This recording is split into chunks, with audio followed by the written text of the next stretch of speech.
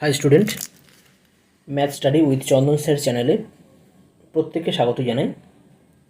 আজকে আমরা যে বিষয়ে মেন আলোচনা করব, দশম শ্রেণীর ভেদ তত্ত্ব বা ভেরিয়েশন, চ্যাপ্টার নাম্বার 13। তো আমরা এর আগের ভিডিওতে কোশ্চেন নাম্বার 7 পর্যন্ত করিয়েছিলাম। তো এখন সেখান থেকে কন্টিনিউ করা হচ্ছে। তো তোমরা যারা আগের ভিডিওগুলো দেখোনি তারা কিন্তু অবশ্যই দেখে নিতে পারো।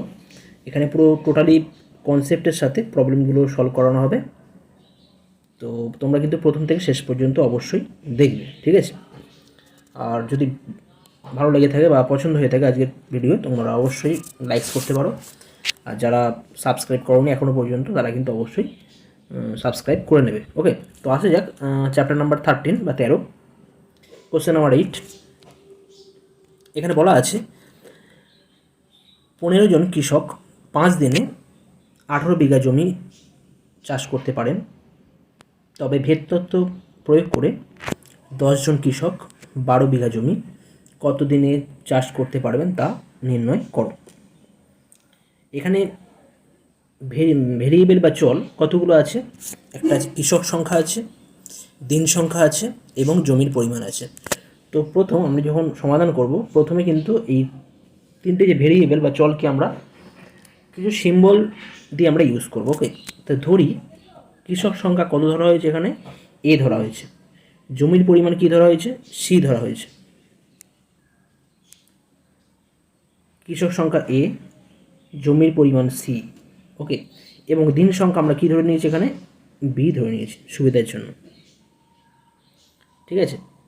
তো তাহলে এখন জমির পরিমাণ একই থাকলে তো একটা কাজ করতে হবে, এখানে জমি চাষ করতে হবে। তো জমি চাষের ক্ষেত্রে যদি আমাদের জমির পরিমাণ যদি সেম থাকে, একই থাকে, তাহলে যদি কৃষক সংখ্যা বাড়িয়ে দেওয়া হয় তাহলে দিন সংখ্যা আমাদের কী হয়ে যায়? বাড়বে না কমবে? কমন সেন্স কী বলে? ঠিক আছে, একটা নির্দিষ্ট জায়গা আমাদের জমি চাষ করতে হবে। যদি আমরা কৃষক সংখ্যাটা হঠাৎ করে বাড়িয়ে দিই তাহলে দিন সংখ্যা কী হয়ে যাবে? কমে যাবে। আবার যদি কৃষক সংখ্যা কমিয়ে দেওয়া হয় আর ওই একই জমি চাষ করতে হয় তাহলে কিন্তু আমাদের দিন সংখ্যাটা তখন বেড়ে যাবে। অর্থাৎ এক্ষেত্রে আমাদের কী সম্পর্ক হবে? না ব্যস্ত ভেদ সম্পর্ক হবে বা ব্যস্ত সম্পর্ক হবে। কার সাথে কার? না কৃষক সংখ্যার সাথে দিন সংখ্যার ব্যস্ত সম্পর্ক হবে। সেটাই আমরা এখানে তুলে ধরেছি। বি ভ্যারিয়েশন 1/a, অর্থাৎ বি এর সাথে ব্যস্ত ভেদে আছে। অ্যাকচুয়ালি এখানে দিন সংখ্যা চেয়েছে নির্ণয় করতে হবে। তার জন্য আমরা বিকে আমরা প্রথমে রাখছি, সুবিধা হবে আমাদের প্রবলেম সলভ করতে সুবিধা হবে। যেটা নির্ণয় করতে হবে সেটাকে তোমরা প্রথমে রাখবে, বি ভ্যারিয়েশন 1/a। আমরা এখানে এ ভ্যারিয়েশন 1/bও করতে পারতাম, কিন্তু সুবিধার জন্য আমরা কি করবো না, বি ভ্যারিয়েশন 1/a, অর্থাৎ বি এর সাথে ব্যস্ত ভেদে আছে। কখন? যখন সি ধ্রুবক। সি ধ্রুবক কেন? এখানে কৃষক সংখ্যাটা আমাদের সি, অর্থাৎ আমাদের জমির পরিমাণ, নির্দিষ্ট জমির পরিমাণ যখন আমাদের থাকছে, অর্থাৎ জমির পরিমাণ যখন ধ্রুবক হয়ে যাচ্ছে তখন আমরা এই রিলেশনটা পাচ্ছি, ঠিক আছে? তো এখন যদি আমাদের আবার বলা হচ্ছে যদি কৃষক সংখ্যা একই থাকে তাহলে জমির পরিমাণের সাথে দিন সংখ্যার কী সম্পর্ক হবে? কৃষক সংখ্যা আমি সেম রাখছি, তাহলে যদি আমি জমির পরিমাণ বাড়িয়ে দিই তাহলে কী করতে হবে? দিন সংখ্যা আমাদের বাড়াতে হবে নিশ্চয়ই, তাই না? জমির পরিমাণ বাড়ালে কিন্তু দিন সংখ্যা এখানে বাড়াতে হবে, বা জমির পরিমাণ যদি কমিয়ে দেওয়া হয় তাহলে দিন সংখ্যাও এখানে কমবে। অর্থাৎ জমির পরিমাণের সাথে দিন সংখ্যার এখানে কী সম্পর্ক? না সরল সম্পর্ক। অর্থাৎ কি বলবো না, বি ভ্যারিয়েশন সি, অর্থাৎ বি সি এর সাথে এখানে কি থাকবে? না সরল সম্পর্কে থাকবে। কখন? যখন আমাদের কৃষক সংখ্যা বা এ ভেরিয়েবল বা এ চল ধ্রুবক। ওকে, যখন আমাদের ভেরিয়েবল বা এ চল আমাদের ধ্রুবক হয়ে যাচ্ছে। অর্থাৎ আমরা প্রথমে যে রিলেশন পেয়েছিলাম এই রিলেশন পেয়েছি একটা, আর দ্বিতীয়বার এই রিলেশন পেলাম যখন এ ধ্রুবক আর আগে ছিল সি ধ্রুবক। তাহলে আমরা এখন কি ইউজ করবো? না যৌগিক ভেদের উপপাদ্যের সাহায্যে আমরা কি পাবো? যৌগিক ভেদের উপপাদ্য আমি করিয়েছি, ঠিক আছে? সেই উপপাদ্যের সাহায্যে আমরা বলতে পারি যে বি ভ্যারিয়েশন সি/এ। ওকে, কখন হবে? যখন এ ও সি উভয়ই পরিবর্তনশীল। এখন কিন্তু পরিবর্তনশীল দুজনেই হয়ে যাচ্ছে। আগে ফিক্স ছিল, কিন্তু যখন আমরা যৌগিক ভেদ ইউজ করছি তখন কিন্তু এ এবং সি দুজনেই কিন্তু পরিবর্তনশীল। তাহলে যদি ভ্যারিয়েশন সাইন উঠে যায় তাহলে আমরা কী পাবো? এখন বি ভ্যারিয়েশন সি/এ থেকে একটা নতুন কনস্ট্যান্ট পাবো কে, যেখানে কে হলো অশূন্য ভেদ ধ্রুবক। এখন দেওয়া ছিল আমাদের, কী দেওয়া ছিল একদম প্রথমে যদি দেখি, 15 জন কৃষক 5 দিনে 18 বিঘা জমি চাষ করতে পারে, অর্থাৎ এ সমান 15, ঠিক আছে, আর বি সমান 5 আর সি সমান 18।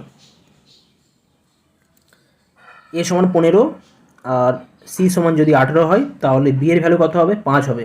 তো এটা দেওয়া রয়েছে, তো প্রদত্ত দেওয়া রয়েছে জমির পরিমাণ, কৃষক সংখ্যা 15, ঠিক আছে। তো এখন আমরা ধরছি কৃষক সংখ্যা 15 আমাদের দেওয়া রয়েছে, কৃষক সংখ্যা 15 দেওয়া রয়েছে, জমির পরিমাণ 18 যদি হয় তাহলে কতজন আমাদের বা কতদিন লাগছে, তখন আমাদের 5 দিন লাগছে। তাহলে এই যে আগের রিলেশন পেয়েছিলাম, এই রিলেশনে যদি আমরা ভ্যালুগুলো বসাই, বি এর মান 5, কে ইন্টু সি এর মান কত 18, নিচে এর মান কত 15, ইকুয়াল টু ক্যালকুলেশন করলে কত পাবো না 5 গুণিতক 15 বাই 18।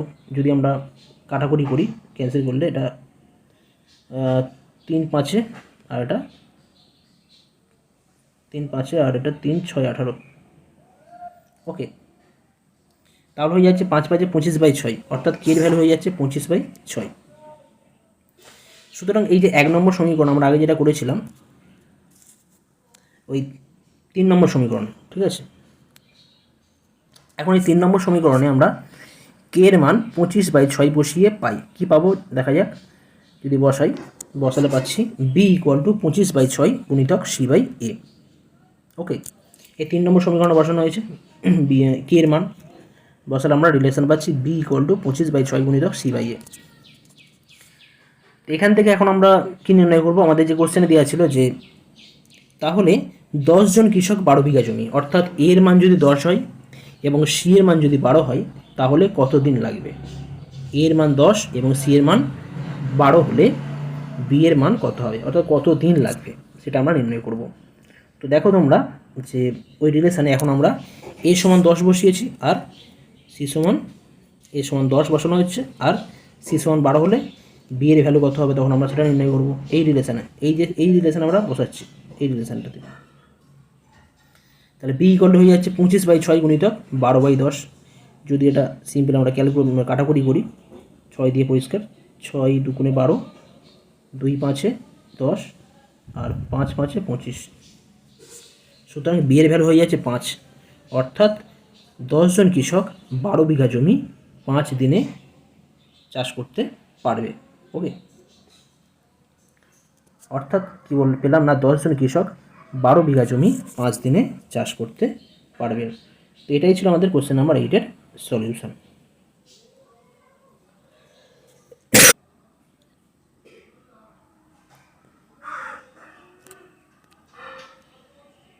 নেক্সট আসা যাক কোশ্চেন নাম্বার 9। দেওয়া রয়েছে একটি গোলকের গোলকের আয়তন গোলকের ব্যাসার্ধের ত্রিঘাতের সঙ্গে সরলভেদে আছে। আয়তন ব্যাসার্ধের ত্রিঘাতের সাথে সরলভেদে আছে, ওকে।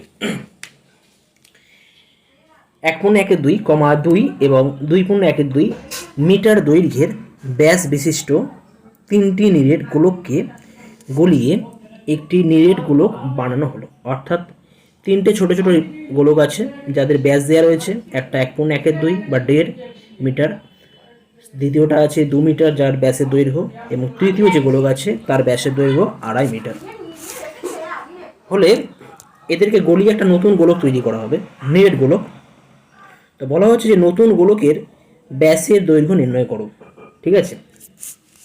আর বলা আছে এখানে একটা কন্ডিশন দেওয়া রয়েছে যে গোলকের গলানোর আগে এবং পরে কিন্তু আয়তন আমাদের সেম রয়েছে, কোনো অসুবিধা নেই। গলানোর আগে এবং গলানোর পরে আয়তন আমাদের একই আছে। তো প্রবলেমটা কি বোঝা গেছে, 3টে গোলক গলানো হয়েছে যাদের ব্যাস দেওয়া রয়েছে 1.5 মানে কত, 1.1.2 মানে আমাদের 3/2, তাই তো। তো আমরা এখানে সেটাই ইউজ করব, 1.1.2 মানে আমাদের 3/2 হয়, এটা মানে 3/2 হয়ে যাবে, ঠিক আছে। আর দুইটাতে 2 থাকছে, আর 2.2/1, 2.1/2 হচ্ছে 2 2 4, 5/2। অর্থাৎ 3টি গোলকের ব্যাস যথাক্রমে 3/2, মিটার, 2 মিটার এবং 5/2 মিটার। ওকে,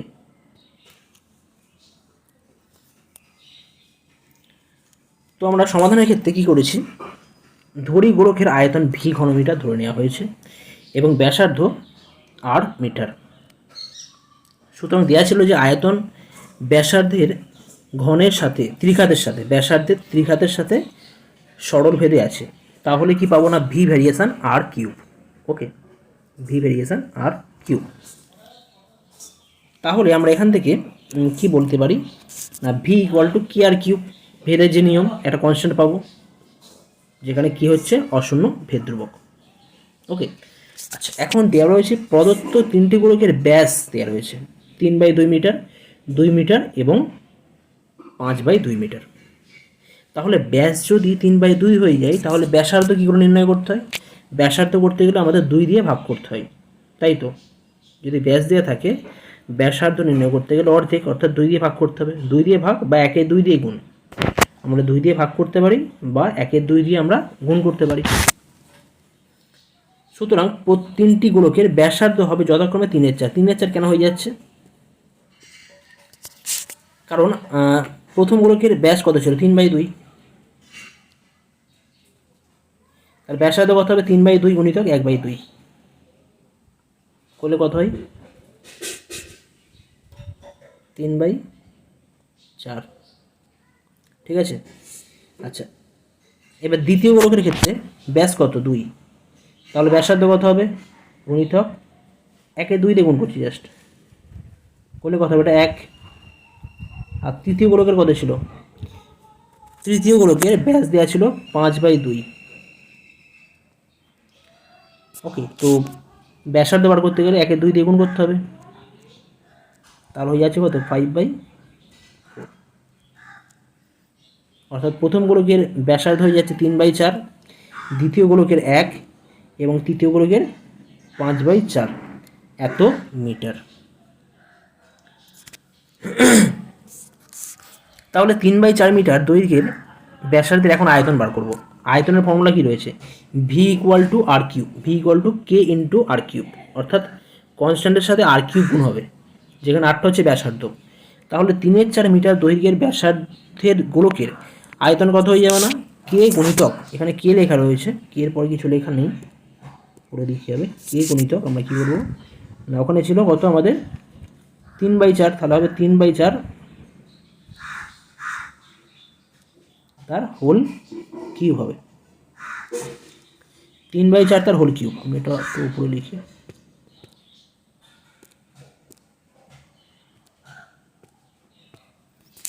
কে ইন্টু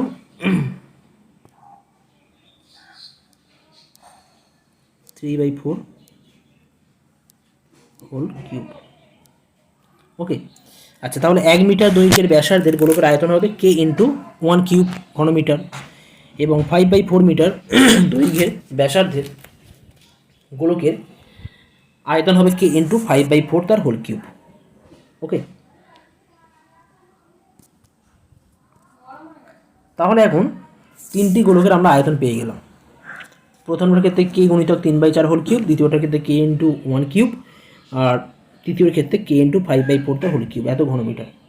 তাহলে নতুন গোলকের যে আয়তন প্রশ্নানুসারে কী দেওয়া ছিল, যে তিনটে গোলকে গোলানো হচ্ছে, গলিয়ে যে আয়তন পাবো সেটাই হবে নতুন গোলকের আয়তন। তাহলে তিনটে গোলকের আয়তন যোগ করতে হবে এখন। প্রথম গোলকের ক্ষেত্রে কত ছিল, কে গুণিতক 3/4 তার হোল কিউব ছিল, দ্বিতীয় গোলকের কে ইন্টু 1 কিউব, কে ইন্টু 1 কিউব প্লাস কে ইন্টু 5/4 হোল কিউব যোগ করা হয়েছে।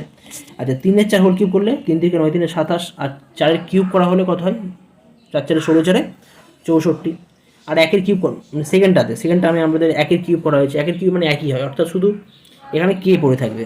ওকে, তৃতীয় যে থার্ড যে টার্মটা আছে সেখানে কিন্তু 5/4 হোল কিউব, অর্থাৎ 5 5 25 5 125, 125/64। এবারে যদি লসাগু করা হয়, লসাগু করলে পাবো 64, আর ওপরে হয়ে যাচ্ছে আমাদের যোগ করলে 216 এত ঘনমিটার। তো এখন আমরা ধরে নিচ্ছি নতুন গোলকের ব্যাসার্ধের দৈর্ঘ্য আর। দেখো, আমি এখানে যখন ছবি করেছিলাম, ছবিতে দেখিয়েছিলাম নতুন গোলকের ব্যাস 2r। ব্যাস যদি 2r হয়, তাহলে ব্যাসার্ধ কত হবে, 2 দিয়ে ভাগ করতে হবে, আর হয়ে যাবে তখন। তাহলে ধরে নিচ্ছি আমি এখন যে নতুন গোলকের ব্যাসার্ধের দৈর্ঘ্য যদি r মিটার হয়, তবে তার আয়তন কত হবে? আয়তন হবে কে গুণিতক আর কিউব। এখানে কিন্তু আর ক্যাপিটাল আর, ছোটো আর জায়গায় ক্যাপিটাল আর, কারণ বড় গোলকের আয়তন কে ইন্টু আর কিউব। এখন এই কে ইন্টু আর কিউব কার সাথে সমান হবে? না টোটাল যে আয়তন কত হয়েছিল 216 কে বাই 64। ওকে, তাহলে দেখা যাবে এখান থেকে বোথ সাইড কিন্তু এই কেগুলো টার্মগুলো ক্যান্সেল হয়ে যাচ্ছে, অর্থাৎ আর কিউব ইকুয়াল টু 216 মানে কত লিখতে পারি? 6 কিউব। 6 কিউব করা মানে 216 হয়, আর 4 কিউব করা হলে 64 হয়, কারণ 4 গুণিতক যদি আমরা করি এটা 4 গুণিতক 4 গুণিতক 4 করলে কিন্তু 64 হবে।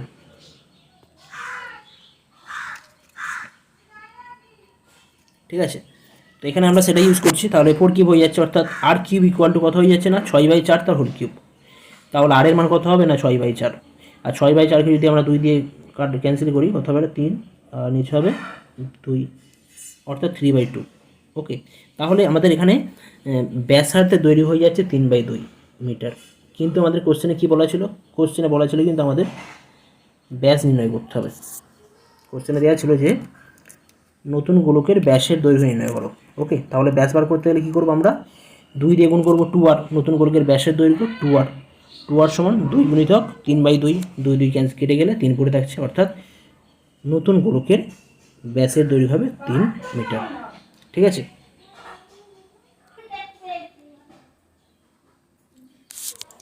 নেক্সট কোশ্চেন নাম্বার 10 কি দেওয়া রয়েছে? দেওয়া আছে ওয়াই দুটি চলের সমষ্টির সমান, যার একটি এক্স চলের সঙ্গে সরলভেদে আছে এবং অন্যটি এক্স চলের সঙ্গে ব্যস্তভেদে আছে। এক্স সমান 1 হলে ওয়াই সমান -1 এবং এক্স সমান 3 হলে ওয়াই সমান 5। তাহলে এক্স ওয়াইয়ের মধ্যে কী সম্পর্ক আমাদের নির্ণয় করতে হবে।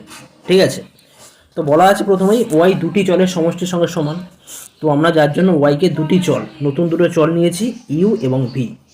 ওকে, দুটো চলের সমষ্টি, এখানে সমষ্টি প্লাস দেওয়া হয়েছে সমষ্টির জন্য।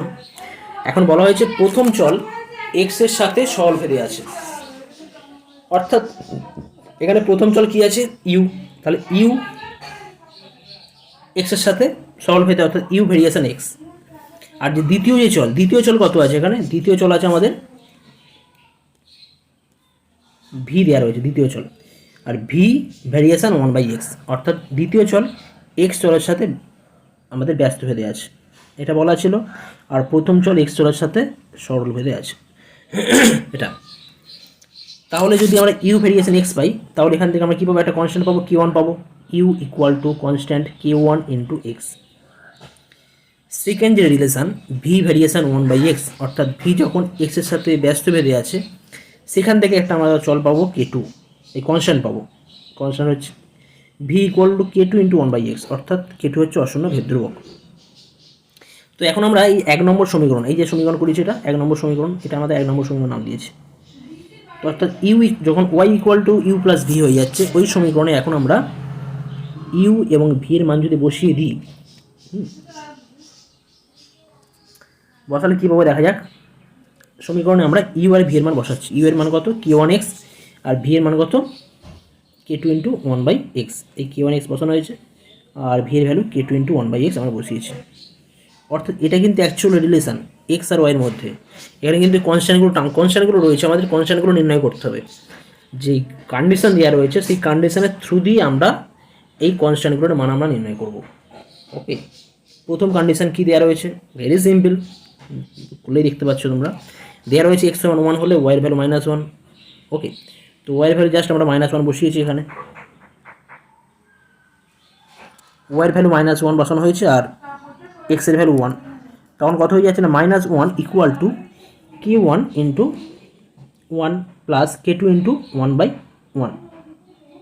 তাহলে আলটিমেট কী পেয়ে যাবো? না -1 equal to K1 plus K2, অর্থাৎ K1 plus K2 equal to কী হয়ে যাবে? না -1 হয়ে যাবে। তো এটাকে আমরা ইকুয়েশন নাম্বার 3 করেছি।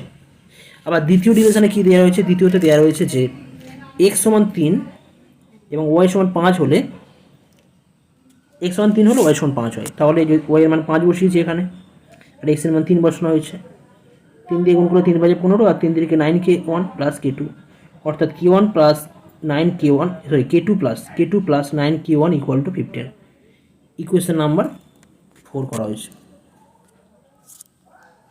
ইকুয়েশন নাম্বার 4, আগেটা ছিল ইকুয়েশন নাম্বার 3, এখন পেলাম ইকুয়েশন নাম্বার 4। এখন এই দুটো সমীকরণ সমাধান করতে হবে। সমাধান করার ক্ষেত্রে তোমরা ক্লাস 9-এ বিভিন্ন পদ্ধতিতে সমাধান করেছো, তো এখানে যে কোনো একটা পদ্ধতিতে সমাধান করবে। কি করলাম আমি এখানে করেছি, যেটা 4 নম্বর থেকে 3 নম্বর সমীকরণ বাদ দিয়েছি বা সমীকরণ বিয়োগ করে পাই। তার প্রথমে 4 নম্বর সমীকরণ লেখা হয়েছে k2 plus 9k1 equal to 15, ওকে। আর 3 নম্বর সমীকরণ নিচে লেখা হয়েছে কত আছে না k1 plus k2 equal to -1।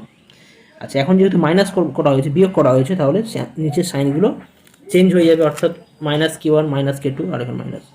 তাহলে আমরা এখান থেকে কী পাবো না, দেখতে পাচ্ছি এখান থেকে এই k2 প্লাস k2 আর এখানে -k2 ক্যান্সেল হয়ে যাচ্ছে, আর 9k1 থেকে -k1 হয়ে যাচ্ছে, অর্থাৎ 9খানা k1 থেকে 1খানা k1 মাইনাস, অর্থাৎ তাহলে কী হবে না 8k1, আর এখানে 15 প্লাস 1 হয়ে যাচ্ছে, 15 প্লাস 1 করলে কত হয়ে যাবে, এটা 16 হয়ে যাচ্ছে, অর্থাৎ k1 এর ভ্যালু কত হয়ে যাবে না 2 হয়ে যাচ্ছে।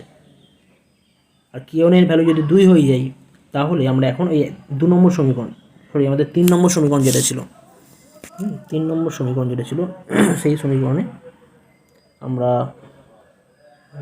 3 নম্বর সমীকরণ, এটা 3 নম্বর সমীকরণ হবে, এটা 3 নম্বর সমীকরণ।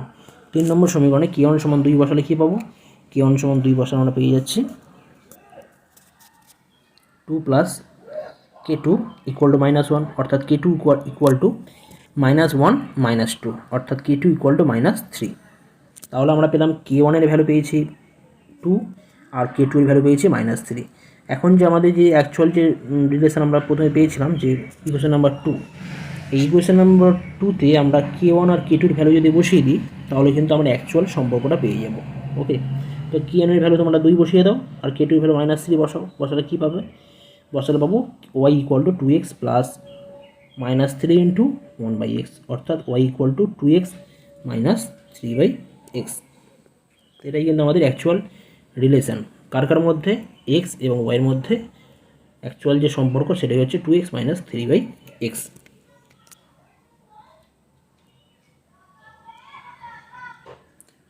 তো পরবর্তী ভিডিওতে আরও যে সমস্ত প্রবলেম আছে সেই সমস্ত প্রবলেম নিয়ে আমি আলোচনা করব, ওকে।